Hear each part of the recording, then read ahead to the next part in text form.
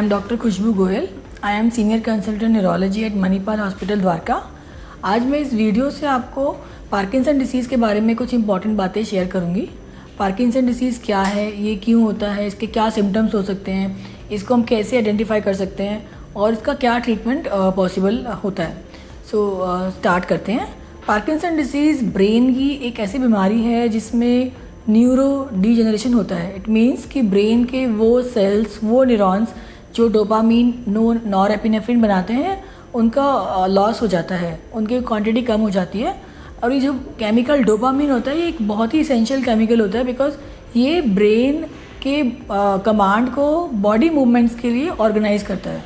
तो अगर डोपामीन की डेफिशिएंसी हो जाएगी तो बॉडी मूवमेंट्स, उनका कोऑर्डिनेशन अफेक्ट हो जाता है.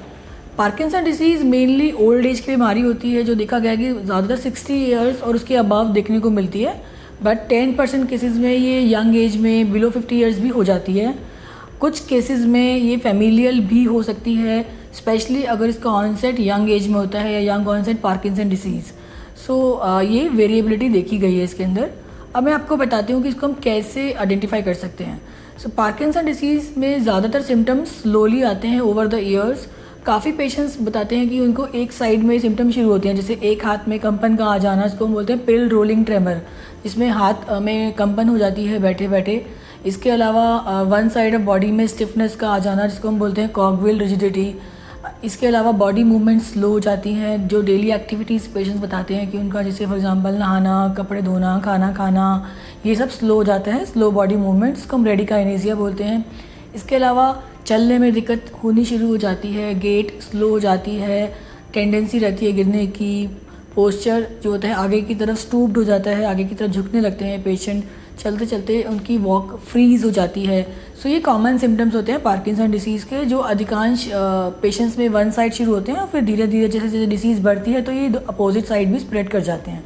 इसके अलावा पेशेंट्स में स्मेल में दिक्कत आ सकती है, कॉन्स्टिपेशन की दिक्कत रहती है, स्लीप प्रॉब्लम्स काफ़ी कॉमन होती हैं. स्लीप में talking, hallucinations are very common. इसके अलावा पेशेंट्स कंप्लेन करते हैं एज द डिसीज़ प्रोग्रेस, वो कंप्लेन करते हैं कि उनको मेमोरी में, थिंकिंग में प्रॉब्लम आ जाती है, डिप्रेशन, एंजाइटी और कुछ साइकेट्रिक इश्यूज़ भी शुरू हो जाते हैं. और एडवांस्ड केसेस में पार्किंसन डिसीज़ में खाना खाने में, चूइंग, स्वॉलोइंग, निगलने में दिक्कत आ जाती है, सांस की दिक्कत हो जाती है. जो सिम्टम्स होते हैं वो डिपेंड करते हैं कि कौन सी स्टेज में, अर्ली स्टेज है, mild, moderate, severe, advance stage. Parkinson disease के सिम्टम्स जो होते हैं वो धीरे धीरे बढ़ते हैं. इसको हम totally completely we can not cure it, yes, but we can control it with medicine. ज़्यादातर पेशेंट सोचते हैं कि ये ओल्ड एज की बीमारी है, कि अच्छा उम्र हो गई है तो इसीलिए उनको चलने में दिक्कत आ रही है या उनके हाथों में कंपन आ रही है कमज़ोरी की वजह से, तो वो डॉक्टर के पास नहीं पहुँचते हैं and they just take it lightly कि तो ओल्ड एज की बीमारी है. बट ऐसा नहीं है. पार्किंसन डिसीज़ एक ट्रीटेबल इलनेस है, इसका इलाज संभव है. ऐसा देखा गया कि अगर 70 to 80% पेशेंट्स में अगर पेशेंट्स टाइमली डॉक्टर के पास पहुंचते हैं, ट्रीटमेंट शुरू करते हैं, तो काफ़ी हद तक इसमें कंट्रोल आता है एंड काफ़ी हद तक ऐसे पेशेंट्स एक नॉर्मल ज़िंदगी, normal professional life, normal social life they can spend. इसके लिए जो होते हैं ज़्यादातर कोई स्पेसिफिक डायग्नोस्टिक ब्लड टेस्ट नहीं है कि हम बोलें कि इस ब्लड टेस्ट से हमको मालूम पड़ जाएगा. मेनली डॉक्टर आपसे बात करके, आपको एग्जामिन करके इस डिसीज़ के बारे में इसको आइडेंटिफाई करता है. MRI ब्रेन या CT स्कैन कुछ केसेस में करते हैं कि कुछ और इसका कोई और रीज़न ना हो. और एक आजकल डोपामिन स्कैन भी काफ़ी जगह पे उपलब्ध हो गया है, जिससे हम काफ़ी हद तक डिफ़िकल्ट केसेस में पार्किंसन डिसीज़ के बारे में उसको आइडेंटिफाई कर सकते हैं. मैं आपको बताती हूँ उसके ट्रीटमेंट के बारे में. तो मेन जो इसका इलाज है वो है मेडिकल मैनेजमेंट, द मेडिसिन जो हम मेडिसिन पेशेंट्स को देते हैं. ये डिपेंड करती है कि आपके सिम्टम्स कितने सीवियर हैं, आपको कौन सी स्टेज है, माइल्ड, मॉडरेट. उसके हिसाब से डॉक्टर आपकी दवाइयों का चूज़ करता है और आपको दवाइयाँ लिखता है. और over the period of follow up ये दवाइयाँ आपकी जो है वो एडजस्ट की जाती हैं as per your symptoms, as per the side effects. तो ये दवाइयाँ उनको रेगुलेट की जाती हैं. इसके अलावा अगर दवाइयाँ टाइम पे ली जाए, मैंने आपको स्ट्रेस किया, तो काफ़ी पेशेंट्स में हमें मदद मिलती है मेडिसिन बीमारी को काफ़ी हद तक कंट्रोल करने में. इसके अलावा एक सर्जरी भी होती है, इसको हम बोलते हैं deep brain stimulation, DBS surgery.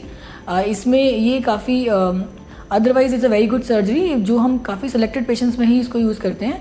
इसमें हम सर्जरी की मदद से ब्रेन में 2 इलेक्ट्रोड्स डालते हैं और फिर बैटरी पेसमेकर की मदद से इसको हम ऑपरेट करते हैं.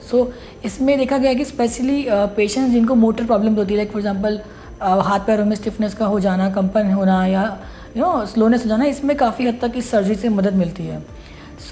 इसके अलावा हम पेशेंट्स को सजेस्ट करते हैं कि वो अपना हेल्दी लाइफस्टाइल रखें, डाइट हेल्दी लें, मॉर्निंग इवनिंग एक्सरसाइज करें, एटलीस्ट 30 मिनट्स मॉर्निंग में, 30 मिनट्स इवनिंग में ब्रिस्क वॉक करें, गिरने से बचें। That is very important because Parkinson disease के जो पेशेंट्स होते हैं ये बहुत प्रोन होते हैं फॉल के लिए, और अगर एक बार गिर जाएंगे तो फ्रैक्चर होने का रिस्क बढ़ जाता है और जिससे सब पूरा का पूरा मैनेजमेंट जो होता है वो अनस्टेबल हो जाता है।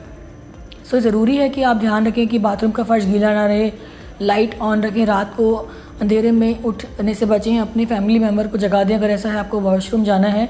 सो ये चीज़ें जो हैं आपको हेल्प करेंगी लंबे टाइम तक स्वस्थ रहने में।